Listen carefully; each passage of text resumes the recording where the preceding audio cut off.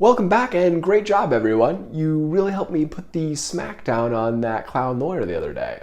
Since I posted that video, that slimy jet-setted clown has had his comms completely jammed. Both his cell phone and his office phone have been ringing off the hook, and his email inbox are getting blown up as well. Meaning that we have effectively waged our first economic blockade on a high-profile target. Congratulations everyone! This sort of irregular warfare is going to be a big part of our mission over the next couple of months. We're going to be using my star power combined with the vast power of your collective voices to give the McVampires a taste of their own medicine. Our next target is Datto, the tech company hosting the Amorphous Archive. Datto has decided that they want to cover for the corrupt CIA and arbitrarily took down the Amorphous Archive. By taking that down, Datto is not only violating our First Amendment rights, they are also threatening our national security by aiding and abetting foreign enemy combatants like Queen Satan. One of the primary evil monsters we're working to defeat. It's a direct act of war against the American people, and it will not be tolerated. So starting tonight, we will be launching an economic blockade against Datto until they decide to give us our Amorphous Archive back. How we're going to do that is very simple. We are going to degrade and destroy their ability to support their customers by blowing up their tech support email. Every time we send an email to support@datto.com, a ticket is automatically created in their system. So by flooding that email with thousands of messages demanding our archive back, we can create tons of fake tickets and dramatically inhibit their ability to support their customers. If they do not give us our archive back by Monday, we will start flooding their phone lines and their billing email system as well, choking off more and more of their ability to operate their business every day until they either give us our files back or go out of business. Their choice. Now many of you are probably thinking to yourselves, why Datto? Don't we have bigger fish to fry? And the answer is no. Because this isn't just about Datto. This is about sending all the CEOs in Silicon Valley a huge message. A message that scares the shit out of them and makes them understand that if they continue to get in the way of us fixing our country, we will mercilessly suffocate each and every one of their companies. Doesn't matter how big and bad they think they are. Doesn't matter how much money or power they have. Those corporations will be suffocated if they get in our way. Now normally, online brigading like this would be shut down, but this is a special star power exception to that rule because if we don't aggressively move to protect our rights now, those Silicon Valley tech giants will most certainly rig the election against us. And we will lose our freedom forever. That might sound like an exaggeration, but I promise you with the artificial intelligence technology they have now, that is not a joke. This is crunch time and we need all hands on deck. So if you want to help, please email support@datto.com and help me demand our Amorphous Archive back. If you're unsure what to write, I'll put a pre-written template in the description section below for you to copy and paste. Understand that the efforts of every single individual person in this movement matters tremendously at this point in the game. So I'm hoping that you all answer this call to action like you did with that slimy lawyer and help me get our files back ASAP.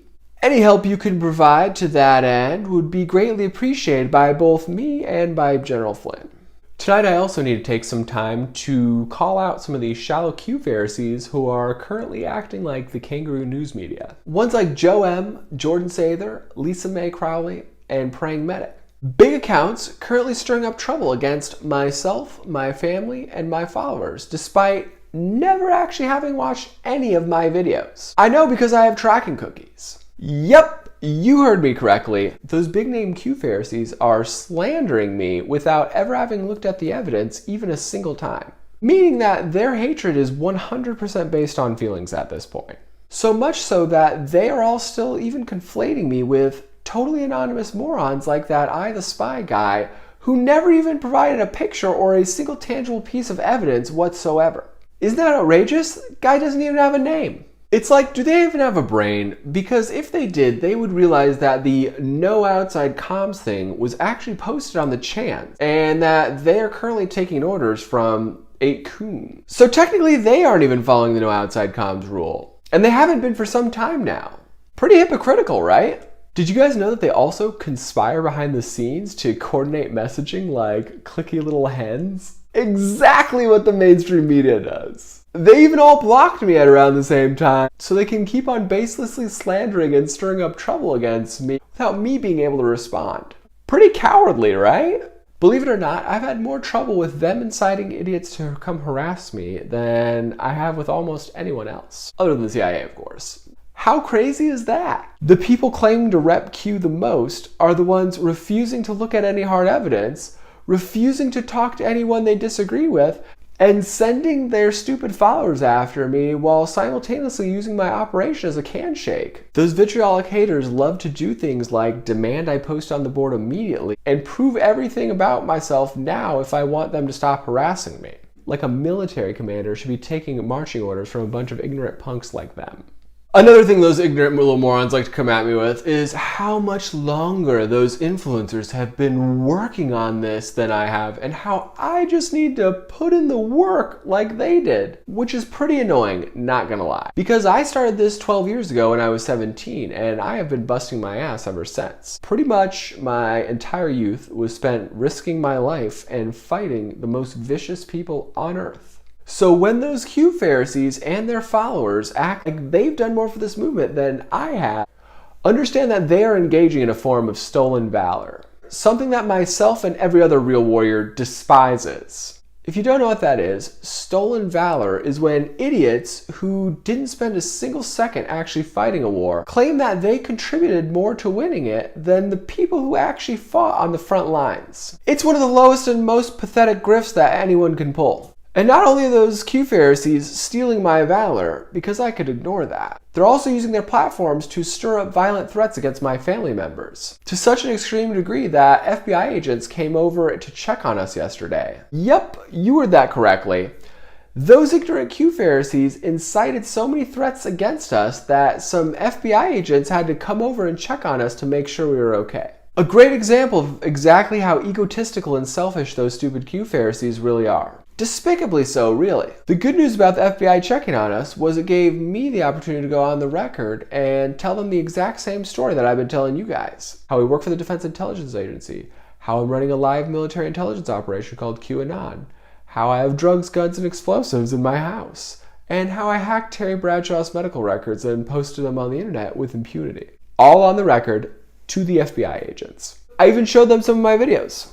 So now there's a hard paper trail for all the thick-headed Q Pharisees to check into. Meaning that those of you who still don't believe my story can feel free to submit a Freedom of Information Act request to the FBI for that house call and see exactly what I told those agents. Keep in mind that it's a federal crime to lie to the FBI, so the fact that I'm not under any sort of investigation whatsoever should be Q-proof enough for anyone who can't wait until Greenland. Looking at you, praying medic. Praying that you will get your head out of your ass and start responding rationally to empirical facts. But based on how I've acted thus far, I don't really have high hopes. Which is why I need to make something very clear. I need you Q Pharisees to understand that I will not be tolerating the incitement of violent threats against my family for any longer. It's bad enough that your ignorant followers are jamming my inboxes with their bitchy messages and making it impossible for me to respond to people who actually like me. But it's even worse that they're inciting people to come after my family. So I want to make it very clear to all you selfish little Q Pharisees right now that if this continues, I'm going to start hitting you back 10 times as hard very soon. Not something I want to have to do, but your incitement is totally out of hand. So if it continues, I will be forced to take drastic measures to protect both my family and my operation. Doesn't matter how long you've been following Q or how hard you've worked to get the word out. You continue inciting violence against my family members, there will be severe consequences. Online and in person. Please do not make the mistake of thinking that I can't find you just because you don't have your name and your Twitter handle. Especially if you live right across town from me. Cough, cough, praying medic.